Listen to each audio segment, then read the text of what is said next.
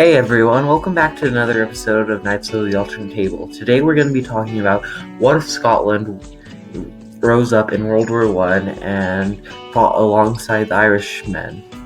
And I'm sure you came from the Mad Killers channel, and if you haven't, check out his video, which is right up here in the IQ card, or his channel rather. And if you are here from his channel, why not stick around, like, and subscribe, and let's get on to the video. 1916, and the map looks like this. Dublin is in a heat of Irish rebellions as they just overthrown the British and are constantly fighting them off. What they would need is an ally, preferably an ally in a fellow Celtic country. Germany, running out of steam, could also use an ally to distract the British, rather than just some Irish peasants rising up. So, the Scots would rise up after seeing how the Irish were being successful, and tired of this bloody war and starving. They would rise up in the Highlands and have a glorious fight against the British instead of this. This would cause hundreds of thousands of Scottish deserters just to flee France and try and get back to Scotland to fight for their home country. They would rally support along the way, but would fight for freedom. The British, meanwhile caring more about Scotland than Ireland, would leave and cause the Irish rebellion to spread. Meanwhile, the Scottish rebellion would quickly grow and grow. With most people in the lowlands not feeling fully supported to go up, they would keep on fighting. Though Britain, seeing a more dangerous threat, would pull its troops out of Belgium and France. Not all of them, but most of them, and Belgium would be completely taken while France would start to lose hold. Germany would start to show its support for Scotland, giving it aid, weapons, and any other things it could help the Scottish rebellion out, as distracting the English was the best option for them.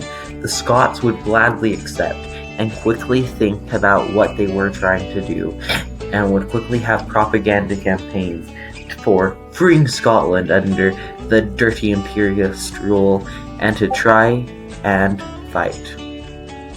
Ireland would be completely abandoned by the British, as they would see that sure, they can let Ireland get away, but they can't let Scotland get away, and quickly would bring back British forces. This would lead to the Irish starting giving small supports to the Scottish, who would stay in the Highlands and not really wish to go in the lowlands, which would allow the British to gain the upper hand, as they wouldn't have the terrain advantage that they have in the Highlands.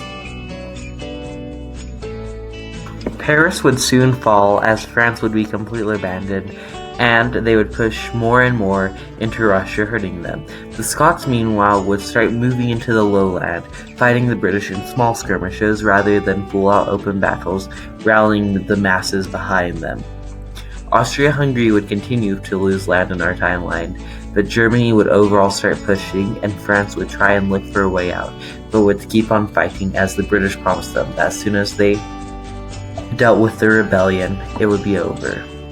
Meanwhile, Scotland and Ireland would become even more closer, forming a sort of Celtic union, not with being the same country, but rather as being the same alliance to help fight the British against them.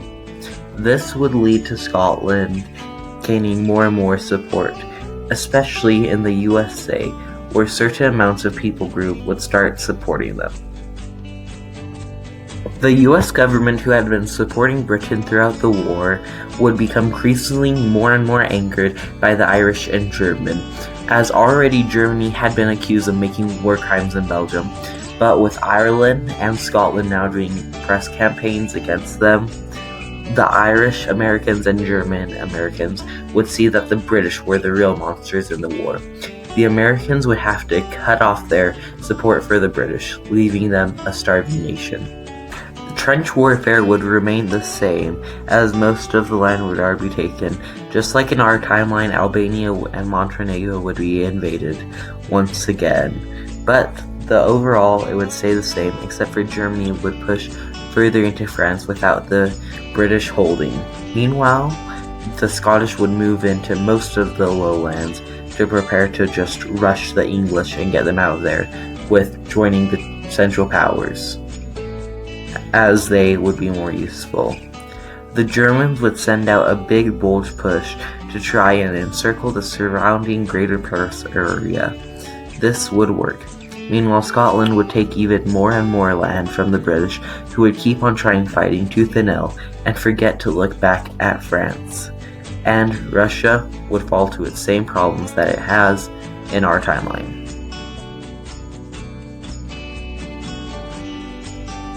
Meanwhile, with Greece not having to fight with the Allies losing, the Greeks' brief scuffle, not a civil war as the Greeks would have you believe, would quickly end, and the kingdoms would come on top as they would be the only ones truly able to hold, with the king's men taking power. This would lead to the prime minister being dissolved as an office, and the parliament also being dissolved short after. At this time, America would officially declare its support for Germany and start attacking British ships, and they will start to hopefully try and forget and quickly take out the rest of the British fleet, mainly up in Canada, which the Americans would annex after the war, as this would be a hard and long-fought victory.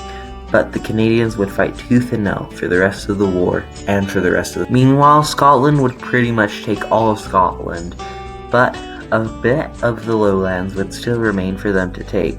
But now the Scottish army would form properly and would start marching in with US troops arriving daily. More and more, France would be pushed back, with Russia surrendering and being brought into its own conflict, with a few pockets of resistance here and there.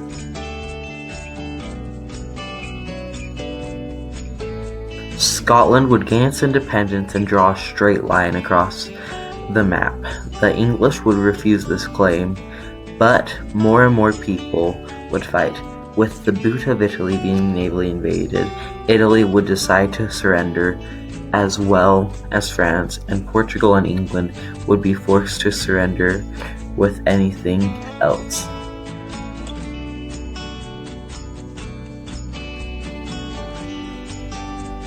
The new English-Scottish border would be brought to what Scotland wished to have it, and Germany would officially annex all of Belgium and most of northern France.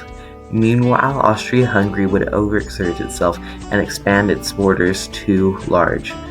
Meanwhile, also Italy would lose lots and lots of land in Africa as well. Bulgaria would also grow, with Albania gaining parts of Serbia. Poland, Ukraine, and the Balkans, as well as Finland, would become buffer states for Germany, as well as Belarus getting its independence in the Russian Revolution as